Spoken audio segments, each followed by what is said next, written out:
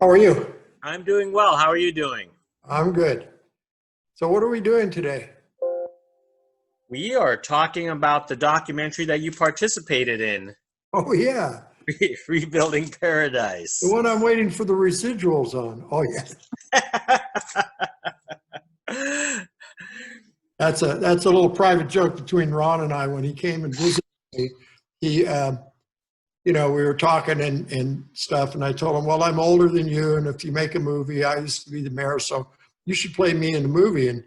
And we got to chit chat. We took some pictures because we looked alike, and he says, a lot of times when I run into people that I look alike, he says, I tell them the only difference. And I said, no, what's that?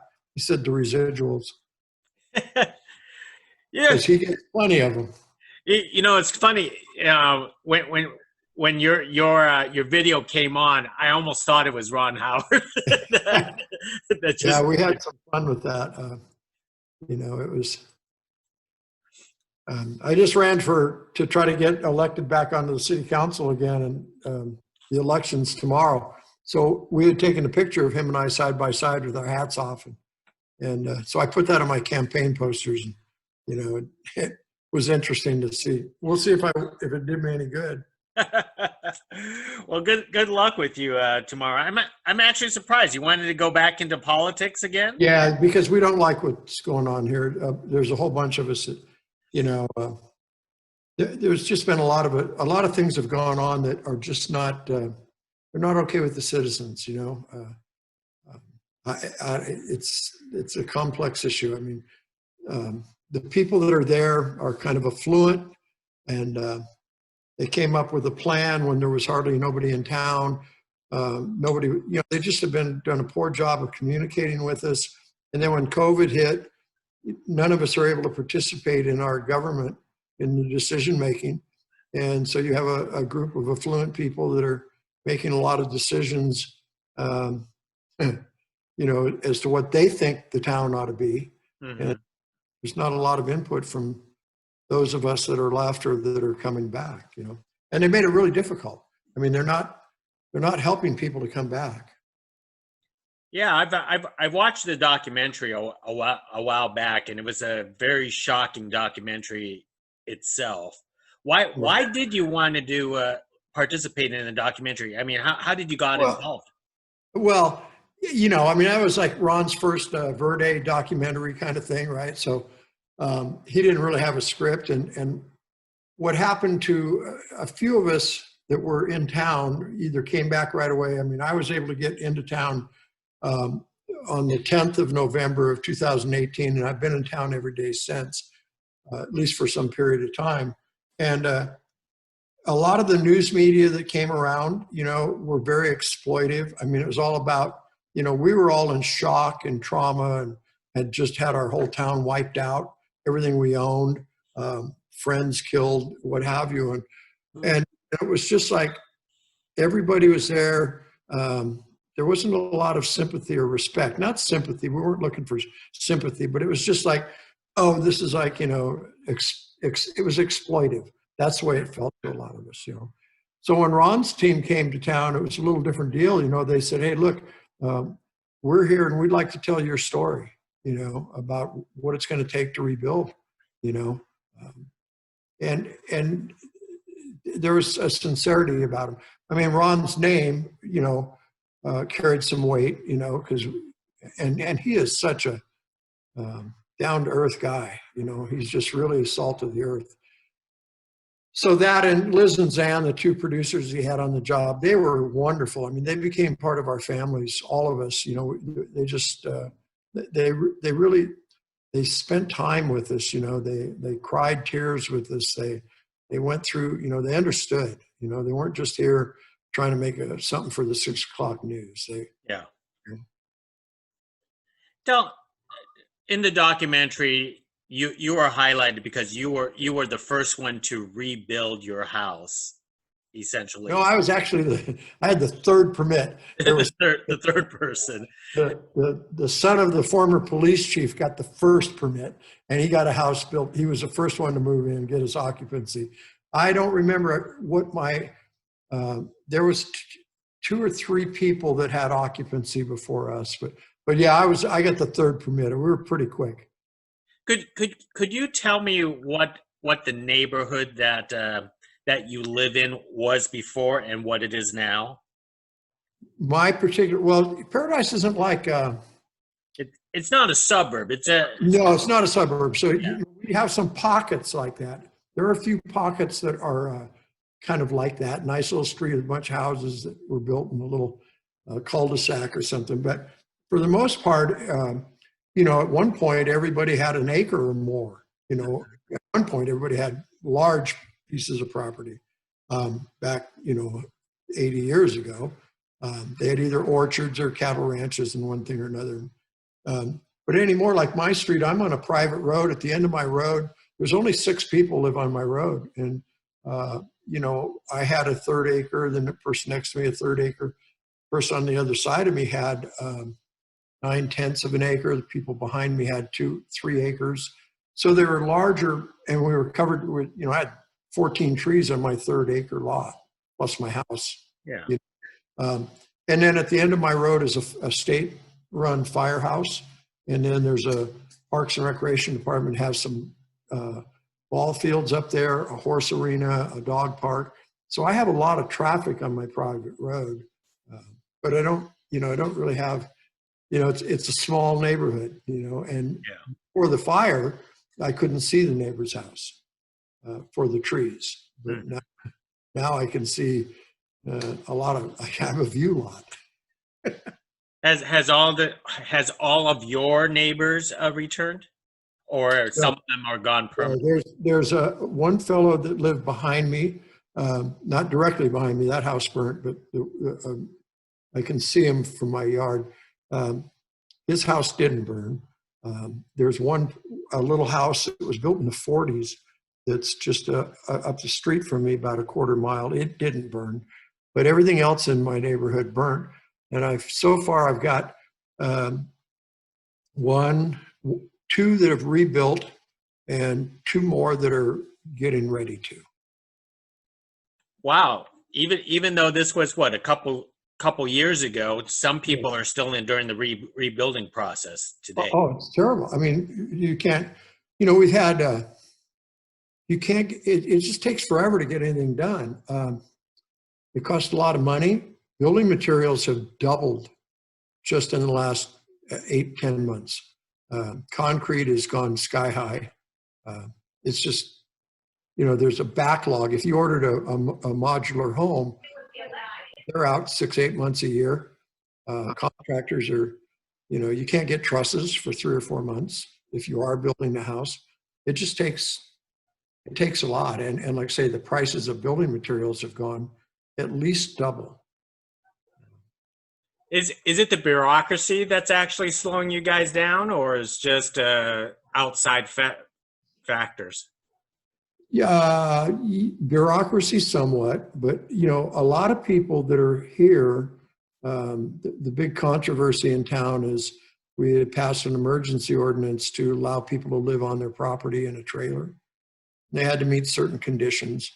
The town kept changing those conditions, right? So that's never fun. But a lot of folks here were underinsured or not insured at all. And so they're waiting on money from their lawsuit. There were, I think the lawyer I'm with has 7,000 clients. I think there are over 30,000 people that filed lawsuits against PG&E, and everybody, not just us individuals. We're not in a class action thing. We're in some other kind of a deal where we're all being dealt with individually. But the deal they worked out for us was it's in $13.5 billion at some point in a trust, but everybody's taking a piece of that trust. The lawyers, the trust administrators, all these people are grabbing some of that money, and we won't see any of it. It was supposed to be by agreement. We would get some initial payment by the end of this year. And now they're saying, well, that's not going to happen. And then we would get another payment in 2021, and then the final, any settlement in 2022.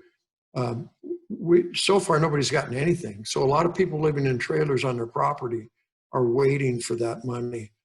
or they were some of the insurance companies are just been absolutely horrendous to deal with. I mean, they're holding money. It's just, there are a lot of different reasons, but people just mainly don't have the finances to be able to, to rebuild. And prices are going up. That sounds horrible. It is. Now, why were you so comfortable on telling your story with the documentary? I do know a lot of people would not even tell their story at all, especially in a tragic case like this. Well, I don't know. I mean, we thought it was important that,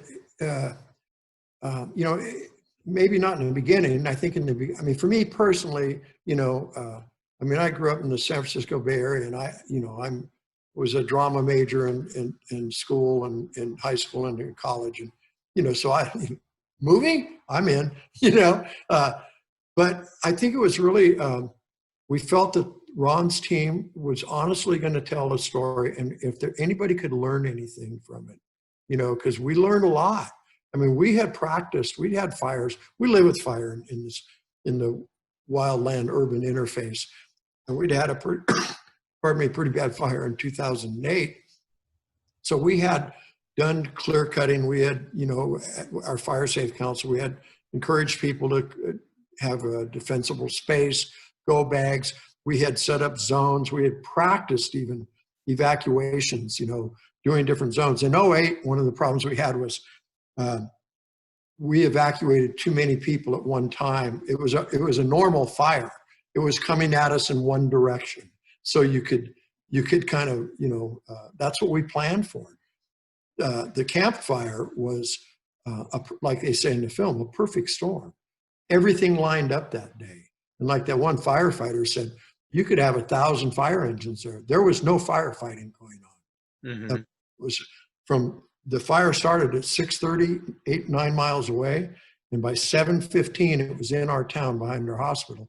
And we were evacuating people. And whoever was here was simply working on life-saving things. And all the roads were clogged, telephone poles had come down. I mean, the fire just moved so rapidly, and it was everywhere. It was just, the winds were horrendous, So we were willing to tell the story because maybe somebody could benefit from and really it's about, Ron's whole take was,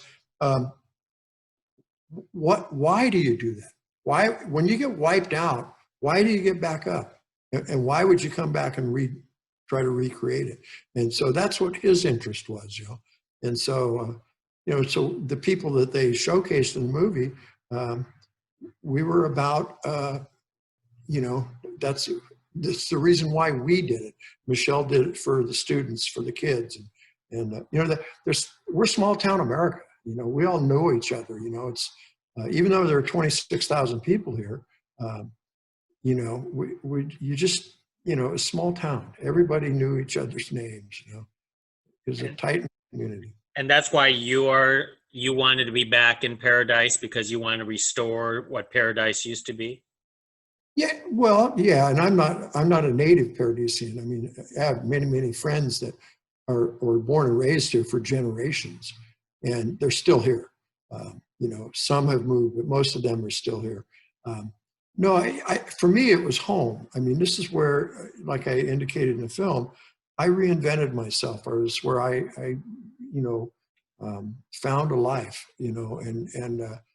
and so there's, I couldn't go back down. I go visit my sister in the Bay Area, but even going down to Chico, metropolitan area, I like it here in the hills. I like it where it's a lot slower pace, and I just wasn't willing. This was home. This is where I was safe. It's where I met my wife. It's where I found success, and so I wasn't going to go someplace else and start over. I would hate to ask it, but I want to know on the night when the fire actually arrived, were you participating in rescue efforts, or were you at home trying to escape? The fire came into town. It hit town at about 7:10 in the morning. So it was just after sunup. I worked 20 miles away down in the valley in Durham, and I drove to work. I got up, normal day, Didn't notice anything when I drove out because it was still kind of dark. I went down to work, and when I got there, I saw the smoke cloud, and it was huge. I mean, it was unlike, we see smoke when they burn the rice fields in the valley, and when you have forest fires, you see smoke, but it's usually a little. It can be big, but this was massive. I mean, this was massive, and so I fortunately had a scanner, and so I drove back into town and got back to my house about 7:20, maybe 7:30 in the morning. And I helped a neighbor lady evacuate. Her car battery was dead, and helped a couple of people along the way. But mostly, tried to salvage, tried to rescue our cats. We just were. It was so horrendous.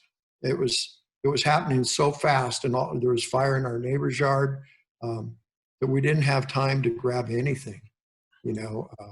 We just got out with the clothes on our back. Did you end up rescuing your cats, or? Our cat. No, we weren't able to get them.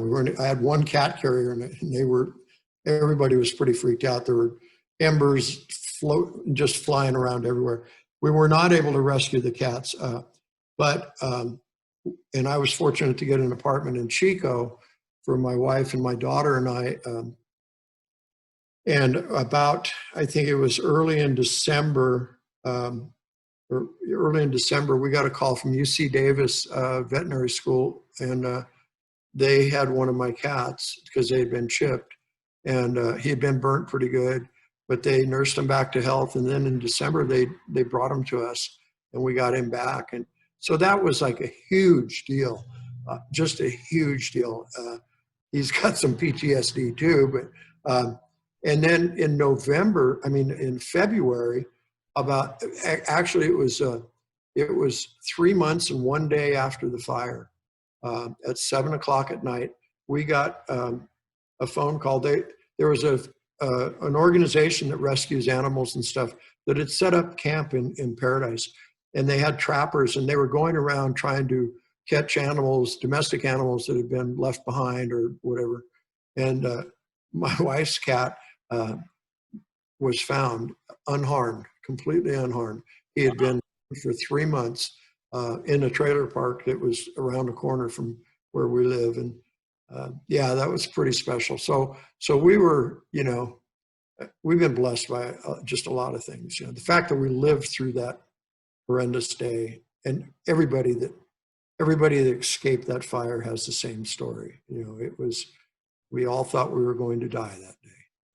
That is indeed a miracle, because I'm actually talking to you from Fresno, and we have the Creek Fire about 30 to 45 minutes away, and for like the whole month of September, my background view was just all smoke for days and weeks. Well, and we just had that recently. They had the Bear Fire in Berry Creek, which is quite a ways. It's further away than what the Polga ignition point was during the campfire. But that fire, we woke up, it's been, I don't know, maybe 6 weeks ago now, whenever that thing was really blowing up and going crazy, we had crazy winds, and we woke up on that Wednesday morning, and it was exactly like November 8th. The wind, the sky at 8:30 in the morning was pitch black. The only thing missing were the embers and the flames, thank God, but people were freaked out. I mean, I went out at 11 o'clock at night from 11 to 1 a.m. and just watched cars streaming down the Skyway. And we saw the same kind of bottleneck at 1 o'clock in the morning, just because, and there was no fire in our town, but it was just close, and all of the signs were there. So everybody's PTSD, they just got triggered, and nobody's going to, if you have to leave, you need to leave, because you don't want to live through it again. Well, what about for yourself? You think you're better prepared if it happens again? Because this is something that rarely happens, supposedly. Yeah. Well, and the fire burned a lot of the stuff that could burn, right? It burned everything, what it did. I think our new home is built to WUI standards. So I have, fireproof siding, I have thermal pane windows, all of the whatever you're supposed to have to be fire resistant, because there's nothing fireproof. you know, in spite of what they say. And I have good defensible space. I mean, everything around me burned. I mean, my nearest, there's some trees in the backyard, not in my backyard, but in my neighbor's yard. So, you know, I could have a concern there, but I have enough water faucets and hoses. Like 6 weeks ago when that bear fire was coming nearby, I wasn't going to leave. And I have friends that didn't leave during the campfire and survived, saved their homes, you know, but I don't know. Yeah, I feel comfortable now. There's so many problems that that exist in California, you know, and especially with this year's wildfires. You know, we got over 4 million trees that burned. We still have over 300,000 dead trees all over our town. You know, if you look out my front window, I can look at a whole grove of dead trees. So if fire comes into this town again, there's a lot of stuff that can still burn, you know, and get crazy. I mean, we don't have the foliage, but you got dead, dry wood, you know, in a parched land, you know. And so, you know, they haven't taken those out yet. And what are they going to do? I mean, the state has no plan. FEMA's got no plan. I mean, they got a plan and they've authorized money, and that was supposed to happen 6 months ago. And nothing's happened yet because people are a bunch of bureaucrats. You know, somebody that didn't get the contract complained, so they have to rebid, you know, just, I mean, it's, in the meantime, we're living in a community with, you know, this winter, somebody's liable to die from a dead tree falling on them or into their home. You know, it's just, it's ludicrous that the government that's, you know, wants to make a bunch of rules and tell me I got to jump through a lot of hoops to be allowed to rebuild, and I got to rebuild a certain way, but they won't come and take care of what's out here. You know, I don't know. So let me round it all back together, because obviously tomorrow is election day, and if you do actually get a seat on the city council, what are some of the hopeful changes that you want to see? Well, what I want to see happen is I want to see our local government represent the will of the people and not rule the people. You know, that's what I want to see happen. You know, there's a lot of things. I mean, you know, it's like right now there's a whole thing. There's a whole thing with AT&T doesn't want to take their lines off the telephone poles. You know, and what happened is all these other people, the town, PG&E, I'm not PG&E, AT&T, Fifth River Hospital, the Parks and Recreation District, school, everybody is suing PG&E because of what they lost or you know, what they had to go through. So, you know, AT&T's got their insurance money, we put in all this new fiber optic, put it on poles they were told in the beginning were temporary because PG&E made the commitment immediately to underground our entire town. Because one of the problems, one of the reasons people died is because burnt telephone poles were laying in the roadways and they couldn't get out, you know. So now AT&T, they lease space on the poles and they don't want to take their wire and put it underground. And it's like, so the town is fighting over, well, should we file a complaint? Yeah, you should file a complaint. And that's what one of my goals, if I'm successful, would be that we need to take the campfire and whatever leverage we have as a community and as a municipality that has this historic, and it's not an honor, but this designation of being the worst, you know, most tragic and largest wildfire to, you know, in California's history. And we need to go and fight the government. It's like FEMA they came in and they destroyed people's septic systems. They destroyed roads, and yet they're only allowed to pay money back to fix the roads that are public roads. Well, they destroyed all of our roads, and we have as many private roads as we have public roads. And like on my road, I mean, there's only 6 people live here. You know, we can't afford to repave this road that their equipment came in and tore up. So, I mean, to me, it's about going and, you know, right now the California Regional Quality Water Board is trying to mandate that if we put in the sewer system, that we have to join up and do a regional system and join into Chico. We don't want to join into Chico. If we can find a way to finance it, we want to build our own sewer system for our downtown so we have some potential for growth, you know. But we're being manipulated by government agencies, and that's not okay. And I think the local government needs to fight back. I don't think you need to, they told the people they could come once they allowed us back in our town. They said, yeah, you can come and live in your property in an RV. And then immediately they rescinded that because the Fed said, oh, wait a minute, we're going to give you money because it's unhealthy to live in your town. And now you're telling people they can go live there. So we're not going to give you the money if that's the case. So, it's things like that. I mean, they're being manipulated by chasing them dollars. And I don't know. I just, I appreciate that we can get grants and that we can get help and to do things, but I think that we need to stick to our guns. We've been through enough already. And so we don't need to go through anymore. So we need to do whatever it takes, use whatever tools are out there, whatever leverage we can do to make AT&T put their wire underground and get rid of these telephone poles. It sounds like an uphill battle, but at least we brought a documentary to light on rebuilding paradise. Hopefully that opened a lot of eyes. But I have one more question before I let you go, because I know I've taken a lot of your time. And oh, that's fine. We've just been gone all day and got home, and so you can take all the time you want. I'm a ham. I love it. One more question is that when people do watch Rebuilding Paradise, what is the one hopeful lesson that you hope that we would take away from it? Well, my whole thing about this is make sure your gas tank's always full. Always. If you get to a half a tank, consider that empty and fill it up, because you never know when something's going to happen. And like in that case, my wife had a quarter tank of gas when she left our home at 7:30 in the morning, at 7:45. And she was on the road, on a back road, trying to get out of the fire with fire all around her and about to run out of gas. And in the '08 fires, and again in this fire, there are people that did run out of gas. And when you're on very narrow roads trying to get out, so it's just really important. Have a go bag, have documents and things scanned, have them have them where you can get to them, take them with you, and probably the most important thing too is, if the emergency personnel tell you to evacuate, leave.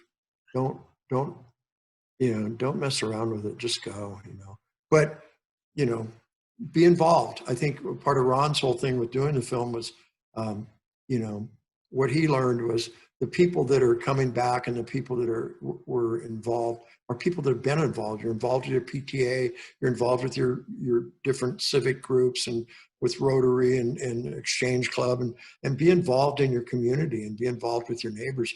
Because what people don't understand is during an emergency like it, during something, especially a fire, but it could be a flood or a hurricane or an earthquake or something else, things don't work. Your cell phone doesn't work. You won't know where your loved ones are. You won't be able to tell anybody you're safe, until you get to a place where you can reestablish communication. So, just understand that, and be prepared, should something happen. A full tank of gas, have your go bag, and have a plan. Let your family and loved ones know if you ever had to evacuate where you would go. Like we always had a thing right around the corner from us, and around the corner, but maybe a half, 3/4 mile away was an Albertsons. It's now a Save Mart and a Kmart. It was a big shopping center, and it had a big parking lot, and so the whole area is surrounded by trees. So that was always our plan as a family, was if there's ever a fire, go to the parking lot, because there's nothing there, shelter in place there. And that's what they had to do with a lot of people. They put them in the Walgreens, they put them in a couple of different places they had to shelter in place. So that's the biggest thing, is just be prepared. Be involved in your community, be prepared. I think that's very useful. That will save lives. Well, hey, Woody, thank you for this conversation. I wish you well tomorrow, we'll see what happens. It's like I'm known to be a troublemaker, so that could work for me. It could work against me. We'll see. Well, I guess we'll see. We will never know until tomorrow. But no, that's true. But otherwise, I want to wish you well on helping Paradise rebuild. Sure. Is this, you're doing an article, or this is What do you, Interview video. a what? Interview video. Okay, cool. Well, it's been nice talking with you, and hopefully the fires around your neck of the woods are out, you know. So. It's about. They said it's about 15 to 20%. It's about almost 40 days already. Oh man, it's still rocking and rolling then. Yeah, they said they can't get to the whole thing, but my business partner drove up into the mountains because he was putting out giving them firefighters some food, and he said it was just Oh good. it's just Yeah. it's all blackened. Everything's gone up there up in the mountains. So Yeah, no, it's like that all over. Yeah, the whole Western United States this year. It's just been, you know. yeah, it's going. It's Well, going. and that's what, you know, that's where it's on the feds and the state, you know, like, what are they going to do? I mean, a lot of the dead burnt trees are not good for lumber or logging. So what are they going to do? You know, somebody's got to come up with a plan. We can't just leave it laying out there or it's going to burn again. Yeah. All right. Well, good luck. Well, good luck to you, sir. Thank you. All right. Thanks so Thank you much. very much, Woody. Thank you. Okay. Bye-bye.